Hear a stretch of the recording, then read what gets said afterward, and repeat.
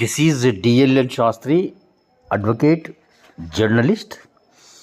నేను ఒక సమస్య మూలంగా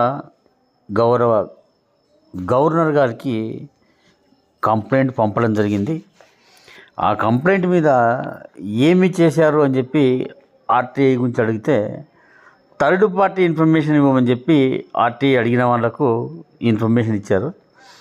సరే, నేను అప్రోచ్ కావాల్సి వచ్చింది. అప్రోచ్ అయిన తర్వాత దీని మీద విచారణ జరపండి అని చెప్పి కర్నూలు ఎస్పీ ఆఫీస్కి వచ్చింది. ముఖ్యంగా ఇప్పుడు తెలియాల్సింది ఏమంటే, ఈ గవర్నర్ గారికి పంపించినటువంటి కంప్లైంట్ కర్నూలు ఎస్పీకి పంపించినప్పుడు ఎస్పీ గారు స్పందిస్తారా, స్పందించరా, విచారణ చేస్తారా, చేయరా, దీని మీద ఏదైనా తప్పుడు రిపోర్ట్ ఇచ్చి మసిపూసి మారడికాయ చేసి దీన్ని ముగిస్తారా అనేది చూడాలి. రాష్ట్ర గవర్నర్ కార్యాలయానికి గౌరవం ఉందా లేదా? కేవలం పోలీసులు అనేవాళ్ళు వాళ్ళ స్వార్థం కోసము, వాళ్ళ స్వలాభం కోసము ఏమి చేసినా అడిగేవారు లేరా అన్నది బహిర్గతం కావాలి.